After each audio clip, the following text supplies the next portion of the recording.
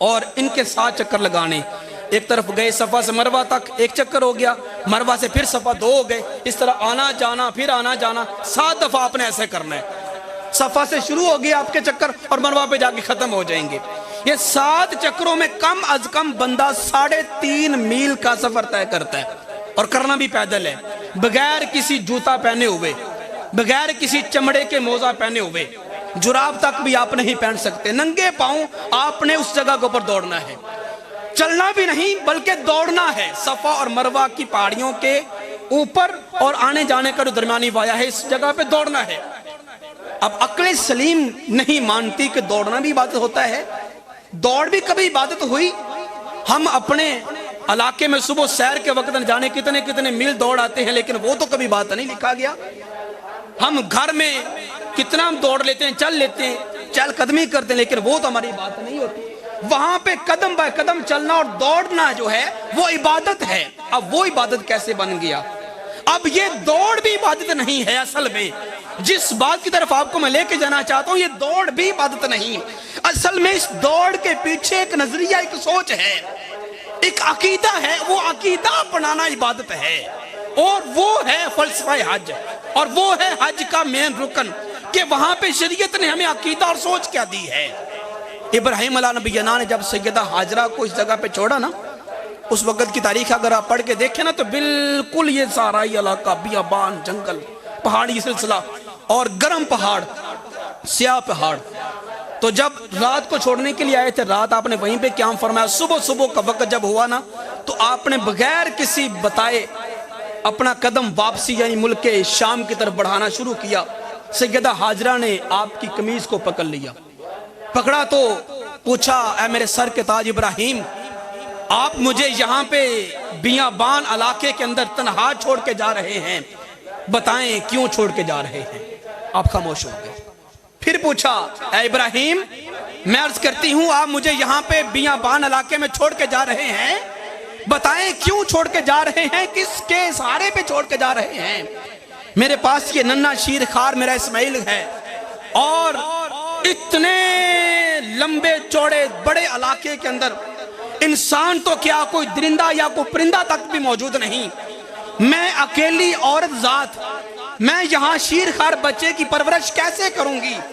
آپ بن بتائے مجھے یہاں پہ چھوڑ کے جا رہی ہیں, بتائیں کیوں چھوڑ کے جا رہی ہیں؟ ابراہیم کی آنکھوں سے چھما چھم آنسو برس پڑے. رب کا حکم تھا کہ بیٹے کو اور بیوی کو مقام چاہے زمزم پہ جا کے چھوڑ کے آ جاؤ. تو ابراہیم علیہ السلام کی آنکھوں سے آنسو بھی جاری, اور کوئی جواب بھی نہ دے پائے.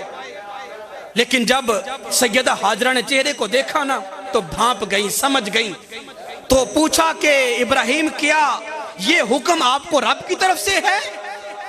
فرمایا ہاں حاجرہ, یہ حکم مجھے رب کی طرف سے ہی ہے کہ بیوی بچوں کو اس جگہ پہ چھوڑاؤ غیر ذی زرعین, جہاں پہ گھاس کا ایک تنکا تک بھی نہیں ہے. غیر ذی زرعین, گھاس کا ایک تنکا تک بھی نہیں, جہاں پہ نہ گھاس ہے, نہ پانی ہے, نہ دیگر خوراک کا انتظام ہے, نہ انسان ہے, نہ کوئی جانور ہے, نہ ہمسائیگی ہے. وہاں پہ ایک عورت رہے اور وہ تنہائی میں رہے, کتنا بڑا اس کا کلیجہ ہوگا, کتنا بڑا اس کا دل ہوگا, کتنا بڑا اس کا حوصلہ ہوگا. تو کہا اے ابراہیم اگر یہ رب کا حکم ہے, رب کی مرضی سے ہمیں چھوڑ کے جا رہی ہیں, آپ اللہ کے سپرد جائیں. رہی بات ہماری, تو جس رب نے ہمیں جہاں پہ ٹھہرنے کا حکم دیا ہے, میرا ایمان کہتا ہے کہ وہ رب ہمیں کبھی ضائع نہیں ہونے دے گا. وہ رب ہمارا کفیل بھی بنے گا, وہ رب ہمارا محافظ بھی بنے گا, اور وہ رب ہمارا نگہبان بھی بنے گا. آپ جائیں, رب کی آپ کو مرضی ہے, رب کا آپ کو حکم ہے, چلے جائیں. ابراہیم آپ کو چھوڑ کے وہاں پہ آ گئے. یہ بات آپ نے سن رکھی ہے.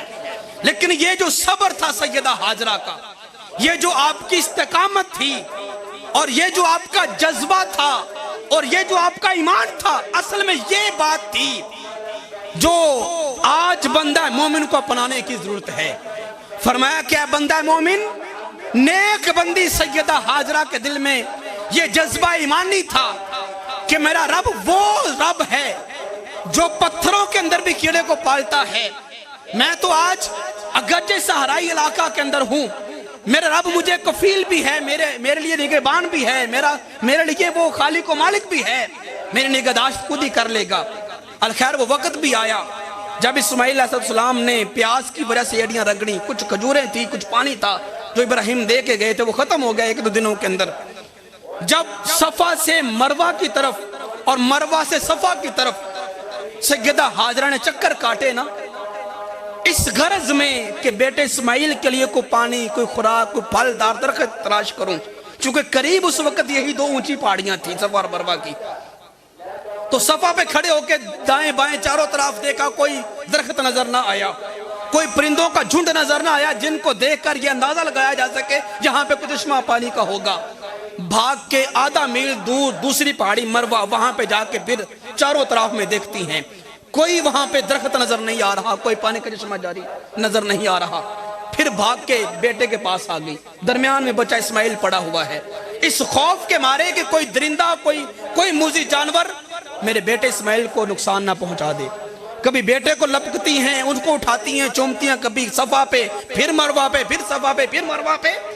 وہ ہاجرہ جو اپنے بیٹے کی پیاس کو بجھانے کے لیے، اسے کیا پتا تھا کہ یہ اسماعیل بڑا ہو کے اللہ کا نبی بنے گا، اور اسے کیا پتا تھا یہ رب کا مقرب ہوگا، لیکن وہ خالق و مالک تو دیکھ رہا تھا نا کہ میری نیک بندی ہاجرہ اگرچہ اپنے بیٹے کی پیاس کی خاطر، اس کی بھوک کی خاطر یہ صفا مروہ کا چکر کاٹ رہی ہے، لیکن فرمایا جبرائیل ہاجرہ کی اس ادا کو قیامت تک کے لیے محفوظ کر کے رکھ لو، چونکہ اس نیک بندی کے قدم ان دو پہاڑیوں کے اوپر آ گئے ہیں، تو میرا قرآن کا جز بنا دو، اس کی آیت بنا دو کہ ان الصفا والمروہ من شعائر اللہ، کہ یہ نیک بندی کے قدم چونکہ صفا پہ لگ گئے ہیں اور مروہ پہ لگ گئے ہیں، تو یہ دونوں پہاڑیاں میں رب ذوالجلال کی نشانیوں میں سے ہو گئی ہیں۔ اور فرمایا کہ ہاجرہ سے وعدہ کرو کہ اے ہاجرہ تیری اس کاوش کو، تیری اس محنت کو ہم قیامت تک کے لیے ضائع نہیں ہونے دیں گے۔ مولا کیسے ضائع نہیں ہونے دے گا؟ فرمایا تو نے چکر لگائے تھے اپنے بیٹے کی پیاس کو بجھانے کی خاطر، ہم تیرے ان چکروں کو امت مصطفیٰ کے اندر اور ان کے حج کے ارکان کے اندر ہم ایک مین رکن بنا کے رکھ دیں گے۔ جب بھی کوئی حاجی، جب بھی کوئی طواف کرنے والا میرے گھر کے حج کے لیے آئے گا، اس کے طواف کے لیے آئے گا، تو فرمایا تیری اس ادا کو جب تک وہ زندہ نہ کرے گا، جب تک وہ صفا مروہ کے 7 چکر کاٹے گا نہیں، اس کا میں حج قبول نہ کروں گا۔ مولا آج تو حاجت نہیں ہے، اسماعیل کی پیاس تو بجھ گئی، اب زمزم کا چشمہ تو جاری ہو گیا تھا، آج حاجت کیا رہی؟ آج تو پانی جگہ جگہ پہ موجود ہے، آج تو نہ کسی کو بھوک کا ڈر ہے، نہ وہاں پہ پیاس کا احساس ہے۔ حاجی کے بغل میں اپنی بوتل پانی کی ہے، بیٹا بھی ساتھ ہے، بچہ بھی ساتھ ہے، بیوی بھی ساتھ ہے۔ مولا آج تو علت نہ رہی، اس وقت تو وجہ تھی کہ پانی کی تلاش تھی، آج تو پانی بغل میں ہے۔ آج حکم نہیں ہونا چاہیے تھا کہ وہاں پہ جا کے بندہ گھومے یا چکر کاٹے یا وہاں پہ جا کے سائی کرے۔ فرمایا نہیں، علت ہو یا نہ ہو ہم اس بات کو نہیں دیکھیں گے، ہم تو صرف یہ دیکھیں گے کہ ان پہاڑیوں کے اوپر میری نیک بندی کے قدم لگے ہیں، اب تم نے اس ادا کو زندہ کرنا ہوگا۔ پانی اگرچہ تمہاری بغل میں ہے، بچہ اگرچہ تمہاری گود میں ہے، تم نے اپنے بچے کو نہیں دیکھنا، تم نے اپنے پانی کو نہیں دیکھنا، صرف میری ہاجرہ کی سنت کو زندہ کرنا ہوگا۔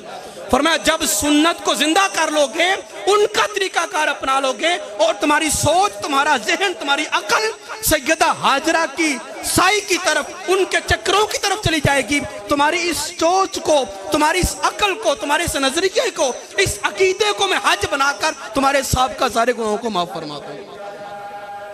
یہ حج کے ارکان کی ادائیگی کے پیچھے مقاصد ہیں، اور یہ حج ہے۔ حج کو وہاں پہ جا کے کوئی 100 رکعت نفل پڑھنے کا نام نہیں ہے، حج کو وہاں پہ جا کے کوئی مہینے کے روزے رکھنے کا نام نہیں ہے، حج کو وہاں پہ جا کے کوئی ہزاروں یا لاکھوں کے حساب سے پیسہ خرچ کرنے کا نام نہیں ہے۔ حج مخصوص ارکان کی ادائیگی، اور ارکان کی ادائیگی سے پہلے یہ سوچ رکھنا کہ یہ رکن میں اس لیے کر رہا ہوں کہ اس رکن کو رب کے فلاں بزرگ یا اللہ کے نبی نے زندہ کیا تھا، اس نبی کا یہ عمل تھا، اس نبی کی یادگیری میں اس کے اس عمل کو زندہ کرتے ہوئے آج میں یہ عمل اپنا رہا ہوں۔